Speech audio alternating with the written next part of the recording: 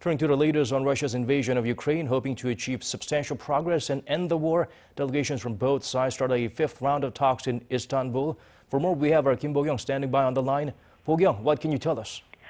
Well, Daniel, according to the Embassy of Ukraine in Turkey, the fifth round of Russia-Ukraine negotiations, which were held in person in Istanbul on Tuesday, ended after 4 hours of discussions. Russia and Ukraine had previously held 3 rounds of in-person talks in Belarus, while the fourth session was held virtually. According to the advisor to Ukrainian President and negotiator, the talks were mainly focused on international security guarantees for Ukraine and organizing a ceasefire to resolve humanitarian problems. Intensive consultations are underway right now on some important issues. The most important is an agreement on international security guarantees for Ukraine, because with this agreement we will be able to end the war. The second is a ceasefire to solve all the humanitarian problems that have accumulated. According to RIA Novosti, Russian state-owned domestic news agency, Russian negotiator Vladimir Medinsky said that the talks have been constructive. He added that he received a well-organized stance and will report to Russian President Vladimir Putin. Beforehand, Turkish President Tayyip Erdogan addressed the negotiators, saying the talks in Istanbul can pave the way for a Ukraine-Russia leaders' meeting. The progress you make in negotiations will also make the next level, a meeting between leaders, possible. We are also ready to host such a meeting.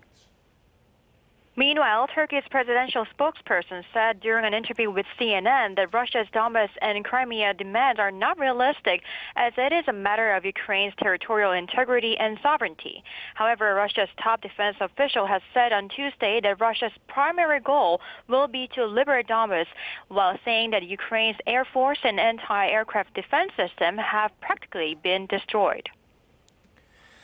Well, as you brought up, Bo-kyoung, Crimea and Donbas, urban combat has continued there for weeks, especially Mariupol. How is the city holding up, and any other parts suffering from Russia's attacks? Well, according to the mayor of Mariupol on Monday local time, the southeastern Ukrainian port city had largely been under the control of Russian forces.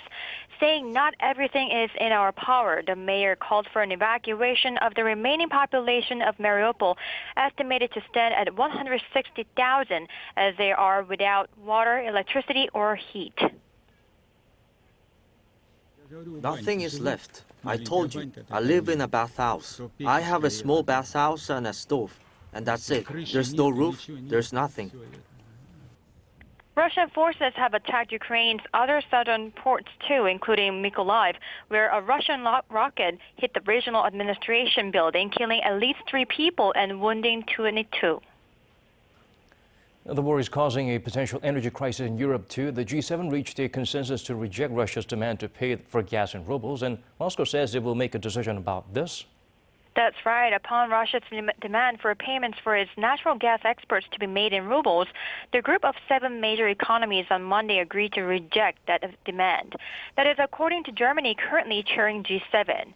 In response, a Kremlin spokesman said that Russia is not going to supply gas for free, saying it is hardly possible and appropriate to engage in charity with European customers, and said it is to make decisions in due course. Back to you, Daniel. All right, Bo-kyoung, thank you for those updates. We appreciate it.